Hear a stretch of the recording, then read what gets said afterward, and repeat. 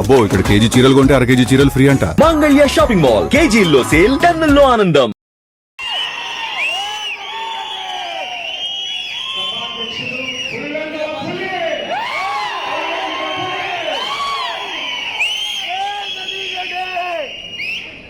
సభాధ్యక్షులు మాజీ శాసనసభ్యులు శ్రీ వెంకటరామరెడ్డి గారికి, వెంకటరామరెడ్డి గారి కుటుంబం అంటే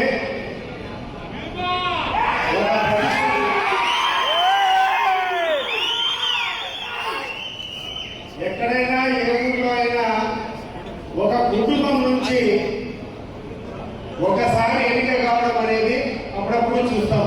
కానీ ఒకటే కుటుంబం నుంచి 2-3 సార్లు గెలిచడం అరుదుగా చూస్తాం. కానీ ఒకటే కుటుంబం నుంచి 4 వేరే వేరే నియోజకవర్గాల నుంచి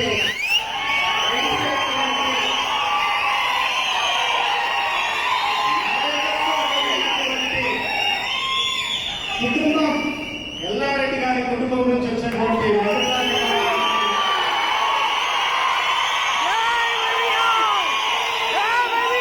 రెండు జిల్లాల పరిధిలో ఒకవైపు మంత్రాలయం మొదలు పెట్టుకుంటే మంత్రాలయం, ఆదుమని, గుంతకల్, ఉరవకొండ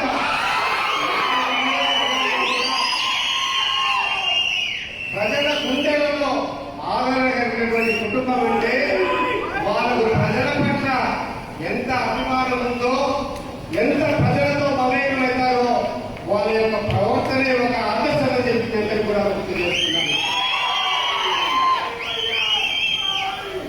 మన జిల్లా అధ్యక్షులు వెంకటరామరెడ్డి గారు, అనంత వెంకటరెడ్డి గారి వారసులు 3-4 సార్లు అనంత వెంకటరెడ్డి పార్లమెంట్ సభ్యులైతే వెంకటరామరెడ్డి గారు కూడా 2 పర్యాయాలు 4 పర్యాయాలు పార్లమెంట్ సభ్యులు,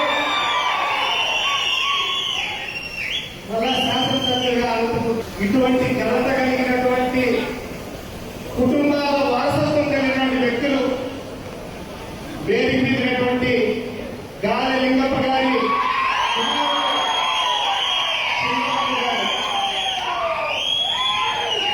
మన జగన్మోహన్ రెడ్డి గారితో మాట్లాడుతూ గుంతకల్ గురించి మాట్లాడుతూ ఉంటే చిన్నబాబు అనేటువంటి వ్యక్తులు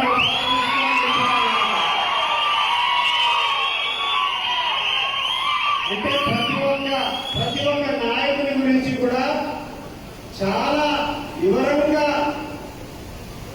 అవగాహన కలిగినటువంటి నాయకుడు మన జగన్మోహన్ రెడ్డి గారు.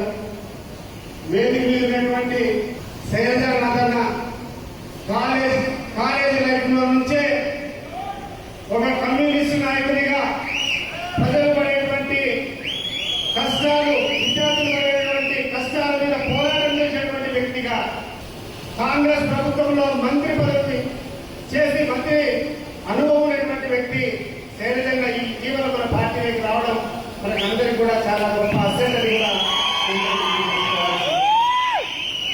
అదే రకంగా మన నరేష్ అన్న మదనపల్లె స్థానికంగా మున్సిపల్ చైర్మన్ గా గెలిచి ఎమ్మెల్సీగా గెలిచినటువంటి వ్యక్తి. అదే రకంగా మీరందరూ కూడా వినింటారు, రాయలసీమలో ఒక గొప్ప నాయకుడు పొద్దుటూరు రమణారెడ్డి, ఎంబీ రమణారెడ్డి గారి అల్లుడు శ్రీ నరేష్ రెడ్డి గారు. ఒక సంవత్సరం క్రితం వైఎస్ఆర్ కాంగ్రెస్ పార్టీ అధికారం కోల్పోయినప్పుడు విపరీతమైనటువంటి దాడులు జరుగుతూ ఉంటే వైఎస్ఆర్ కాంగ్రెస్ పార్టీ నాయకుల మీద